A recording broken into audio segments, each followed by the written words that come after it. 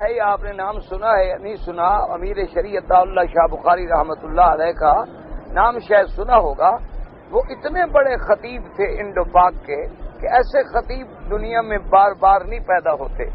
اللہ نے ان کو ایسا جمال دیا تھا، ایسا کمال دیا تھا، قرآن کا لحن دیا تھا، پھر حسب نسب دیا تھا کہ اللہ تبارک و تعالیٰ کی شان ہے۔ جن لوگوں نے ان کی تقریریں سنی ہیں کہ ایسا بھی ہوا ہے کہ عشاء کے بعد جو شاہ جی نے تقریر شروع کی تو صبح کی اذان ہو گئی، لوگ جو کھڑے تھے وہ پاؤں نہیں بدل سکے، جہاں کوئی کھڑا تھا وہیں کھڑا، وہ ہلا نہیں۔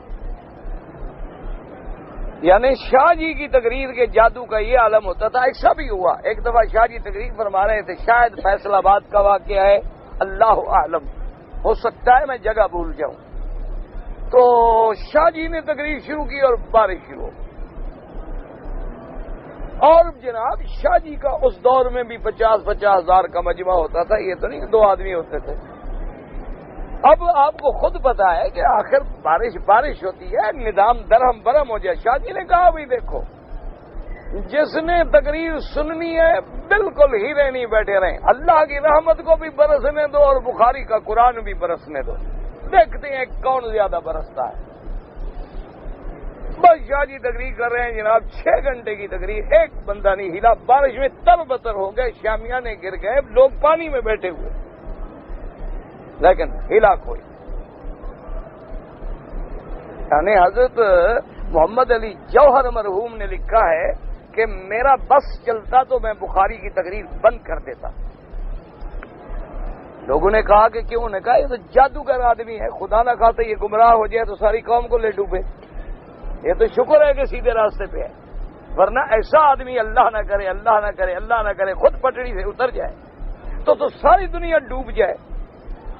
اتنا بڑا آدمی ایمان سے کہے، میں اللہ کے کعبے میں آپ کو بتا رہا ہوں، میری آخری ملاقات جب ہوئی ان سے، میں ملنے گیا حضرت کی خدمت میں، کرائے کے مکان میں رہتے تھے، کرائے کے مکان میں فوت ہوئے۔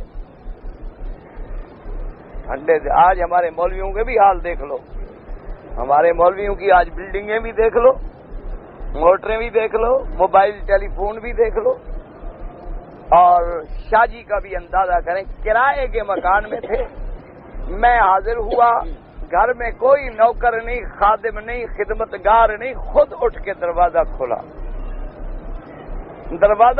بیمار تھے، آخری عمر میں، فالج کا اثر بھی ہوا تھا، کچھ انگریزوں نے زہریں وغیرہ دی تھیں جیلوں میں، سلو پوائزن وغیرہ، ان کے بھی اثرات تھے۔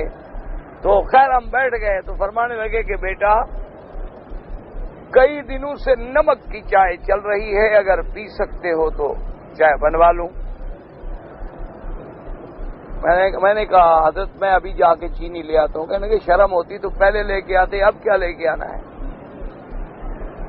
کہتے اگر اتنا شرم تھی اور تمہیں لحاظ تھا تو تم پہلے آ رہے تھے تو لیتے آتے، اب تم یاد کر کے چینی لے آؤ گے، چھوڑو ایسی کوئی بات نہیں۔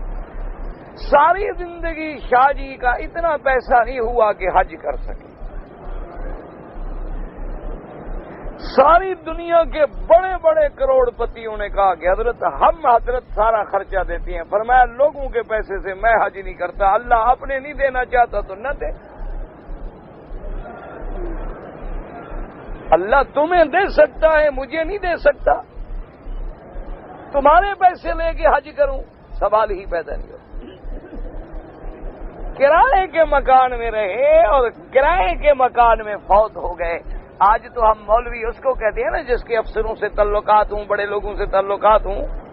شاہ جی رحمت اللہ علیہ کے لیے حضرت قاضی احسان مرحوم، اللہ ان کی قبر پہ کروڑوں رحمتیں فرمائے، وہ ملتان کا واقعہ ہے۔ آپ ملتان میں جائیں، ایک آدمی سے نہیں 1,00,000 آدمی سے پوچھ لیں کہ کوئی افسر لگا ہوا تھا، میرے خیال میں مسعود کھدر پوش تھا، جہاں تک میرا خیال ہے، تو قاضی صاحب کو اس نے کہا کہ شاہ جی تو کلندر آدمی ہے، ساری زندگی اسی طرح کرائے کے مکان میں رہے گا، اور شاہ جی امرتسر میں اپنے گھر چھوڑ کے آئے، حویلیاں چھوڑ کے آئے، مکان چھوڑ کے، ان کا حق بنتا ہے تم درخواست دے دو تاکہ میں ان کو کوئی تارکین کا مکان جو ہے الاٹ کر دوں، کم سے کم شاہ جی کو سر چھپانے کی جگہ تو ملے۔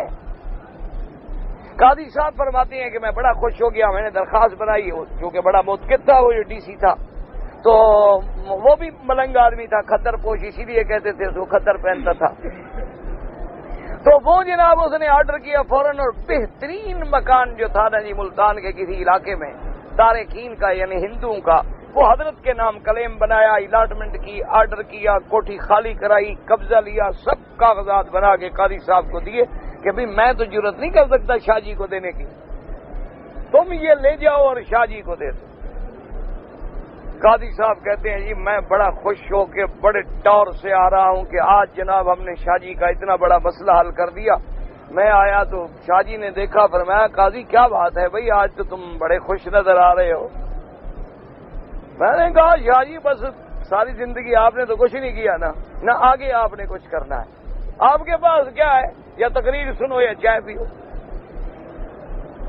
تو آج اللہ نے ایک ایسا کام کرا دیا ہے، فرمایا بات تو بتاؤ کیا بات ہے۔ تو میں نے جناب فوراً وہ کاغذ پیش کیا کہ حضرت یہ سارا کچھ ہو گیا، مکان مل گیا، صفائی ہو گئی، قبضہ ہو گیا، کاغذات مکمل بن گئے۔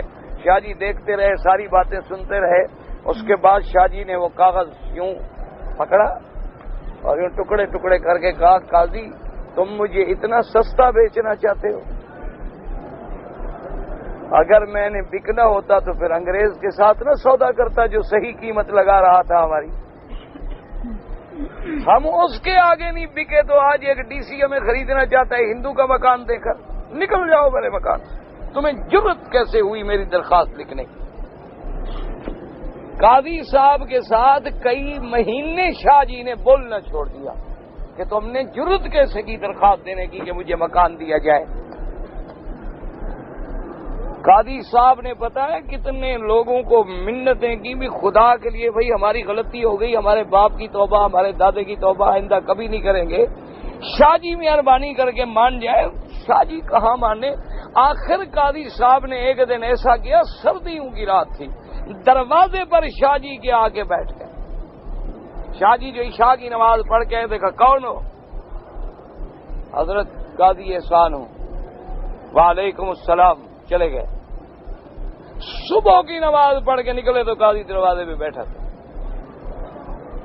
انہوں نے فرمایا کون ہو؟ کہا حضرت احسان ہوں۔ فرمایا اچھا میں نے معاف کر دیا، آئندہ کبھی ایسا نہ کرنا کہ میرا سودا کرنا شروع کر دو۔ یہ لوگ تھے حضرت، اور آج ہمارے حال دیکھ لو۔